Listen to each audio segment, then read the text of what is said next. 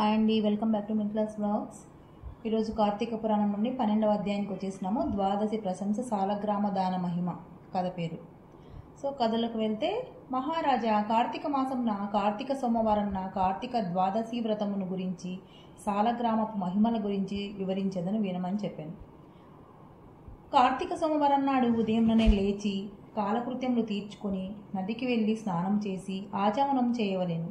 తర్వాత శక్తి కొలది బ్రాహ్మణులకు దానమిచ్చి ఆ రోజంతా ఉపవాసం ఉండి సాయంకాలము శివాలయమునకు గాని విష్ణువాలయానికి గాని వెళ్ళి దేవుని పూజించి నక్షత్ర దర్శనం చేసుకుని పిమ్మట భుజించవలెను.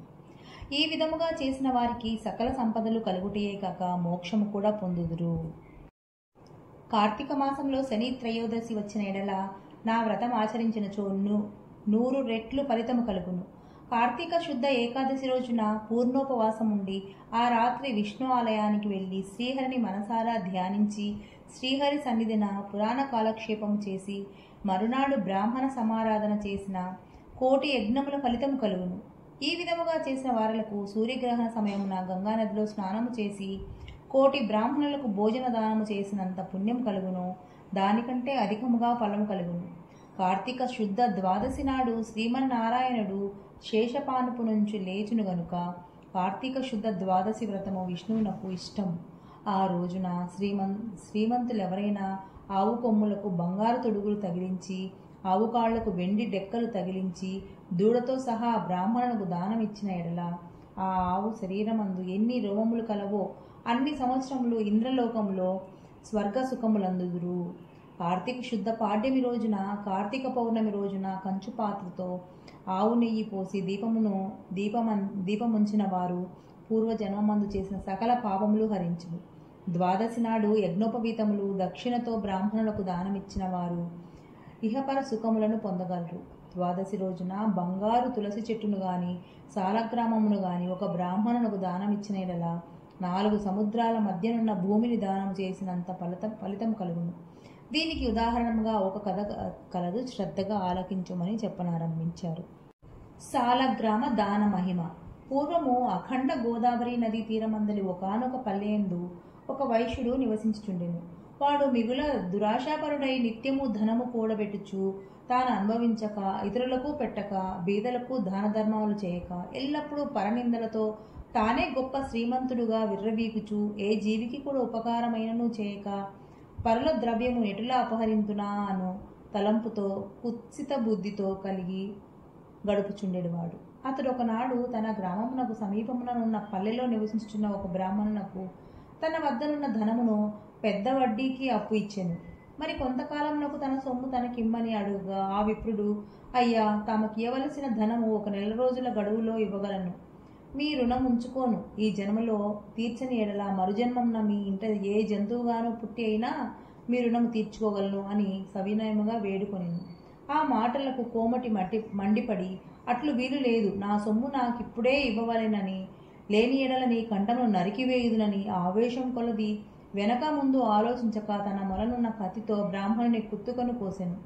వెంటనే ఆ బ్రాహ్మణుడు గిలగిలా తన్నుకుని చనిపోయాను. ఆ కోమటి భయపడి అక్కడనే ఉన్నచో భటులను వచ్చి పట్టుకొందురని జడిసి తన గ్రామమునకు పారిపోయాను.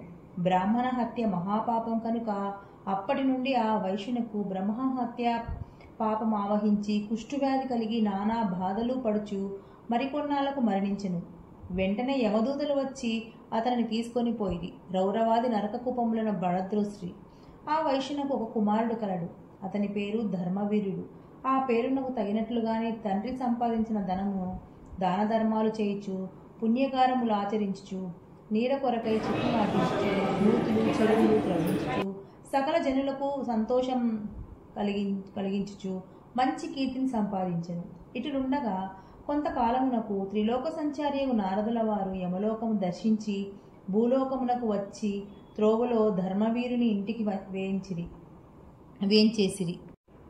ధర్మవీరుడు నారదుల వారికి సాష్టాంగ దండ ప్రణామములు ఆచరించి విష్ణుదేవునిగా భావించి ఆర్ఘ్యపాద్యాది విధుల చేత సత్కరించి చేతులు జోడించి, మహానుభావ, నా పుణ్యం కొలది నేడు తమ దర్శనం లభించినది.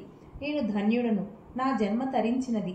నా ఇల్లు పావనమైనది. శక్తి కొలది నే జేయు సత్కార్యములను స్వీకరించి తమరు వచ్చిన కార్యమును విశదీకరించమని అడిగాను అని సవినడే వేడుకొనెను. అంత నారదుడు చిరునవ్వు నవ్వి, ఓ ధర్మవీర, నేను నీకొక హితవు చెప్పదలిచి వచ్చి తిని. శ్రీ మహావిష్ణువుకు కార్తీక మాసంలో శుద్ధ ద్వాదశి మహాప్రీతికరమైన దినము. ఆ రోజున స్నాన దాన జపాదులు ఏవి చేసినను అత్యంత ఫలం కలుగును. తెలుగు 4 జాతులలో ఏ జాతి వారైనను, స్త్రీ అయినా, పురుషుడైనా, జారుడైనా, చోరుడైనా, పతివ్రత అయినా, వ్యభిచారి అయినా, కార్తీక శుద్ధ ద్వాదశి రోజున సూర్యుడు తులారాశి యందు ఉండగా నిష్ఠగా ఉపవాసం ఉండి సాలగ్రామములు దానము చేసిన ఎడల వెనకటి జన్మలందు ఈ జన్మమందు చేసిన పాపములు పోవును. నీ తండ్రి యమలోకంలో మహానరకం అనుభవించుచున్నాడు. అతనిని పునరుద్ధరించుటకై నీవు సాలగ్రామ దానము చేయక తప్పదు. అట్లు చేసిన నీ తండ్రి రుణం తీర్చుకొనుము అని చెప్పెను. అంతటా ధర్మవీరుడు, నారదమునివర్య, నేను గోదానము, భూదానము, హిరణ్యదానము మొదలగు మహాదానములు చేసి ఉంటిని. అటువంటి దానములు చేయగా నా తండ్రికి మోక్షము కలగనప్పుడు సాలగ్రామ దానము చేసినంత మాత్రమున ఆయన ఎట్లు పునరుద్ధరించబడును అని సంశయం కలుగుచున్నది. దీనివలన ఆకలి కొన్నవాని ఆకలి తీరునా, దాహం కొన్నవానికి దాహం తీరునా కాక ఎందులకి దానము చేయవలేను? నేను ఈ సాలగ్రామమును దానము మాత్రము చేయజాల అని నిష్కర్షగా పలికెను. ధర్మవీరుని అవివేకమునకు విచారించి, వైశ్యుడా, సాలగ్రామమును శిలా మాత్రముగా ఆలోచించితివి. అది శిల కాదు, శ్రీహరి యొక్క రూపము. అన్ని దానముల కంటే సాలగ్రామము దానం చేసినచో కలుగు ఫలమే గొప్పది. నీ తండ్రిని నరక బాధ నుండి విముక్తుణ్ణి గావింప నెంచితివేని ఈ దానము తప్పక మరొక మార్గం లేదని చెప్పి నారదుడు వెడలిపోయెను. ధర్మవీరుడు ధనబలము గలవాడై ఉండియు దాన సామర్థ్యము కలిగి ఉండియు కూడా సాలగ్రామ దానము చేయలేదు. కొంతకాలమునకు అతడు చనిపోయెను. నారదుడు చెప్పిన హితబోధను పెడచెవిని పెట్టుట చేత మరణానంతరము 7 జన్మల యందు పులి అయి పుట్టి, మరు 3 జన్మల యందు వానరమై పుట్టి, 5 జన్మల యందు ఎద్దుగా పుట్టి, 10 జన్మలను మానవ స్త్రీగా పుట్టి, 10 జన్మలు పందిగా జన్మించి ఉండెను. అట్లు జరిగిన తరువాత 11వ జన్మలో ఒక పేద బ్రాహ్మణునింట స్త్రీగా పుట్టి ఆమెకు యవ్వన కాలము రాగా ఆ పేద బ్రాహ్మణుడు ఒక విద్వాంసునకు ఇచ్చి పెండ్లి చేసెను. పెండ్లి అయిన కొంతకాలమునకు ఆమె భర్త చనిపోయెను. చిన్నతనమందే ఆమెకు అష్ట కష్టములు సంభవించినందుకు తల్లిదండ్రులు, బంధుమిత్రులు చాలా దుఃఖించిరి. తల్లిదండ్రులు ఆమెకు ఈ విపత్తు ఎందువలన కలిగినని దివ్య దృష్టితో గ్రహించి వెంటనే ఆమె చేత సాలగ్రామ దానం చేయించి, నాకు బాలా వైదవ్యమునకు కారణము పూర్వజన్మ పాపము నశించుగాక అని చెప్పించి సాలగ్రామ దానఫలము దారవోసి చేసింది. ఆ రోజు కార్తీక సోమవారం అగుట వలన ఆ సాలగ్రామ దానఫలముతో ఆమె భర్త జీవించెను. పిదప ఆ నూతన దంపతులు చిరకాలమును సకల సౌభాగ్యములతో జీవించి జన్మానంతరము స్వర్గమునకేగిరి. మరికొంత కాలమునకు ఆ బ్రాహ్మణ పుత్రిక మరొక బ్రాహ్మణుని ఇంట కుమారునిగా పుట్టి నిత్యము సాలగ్రామ దానం చేయుచు ముక్తి నొందెను. కావున ఓ జనక, కార్తీక శుద్ధ ద్వాదశి రోజున సాలగ్రామ దానం చేసిన దానఫలము ఇంతింత కాదు, ఎంతో ఘనమైనది. కావున నీవును ఆ సాలగ్రామ దానము చేయుము అని చెప్పాను. ఇట్లు స్కాంద పురాణ అంతర్గత వశిష్ఠ ప్రోక్త కార్తీక మహాత్మ్యమందలి 12వ 12వ రోజు పారాయణము సమాప్తము. ఓం నమః శివాయ.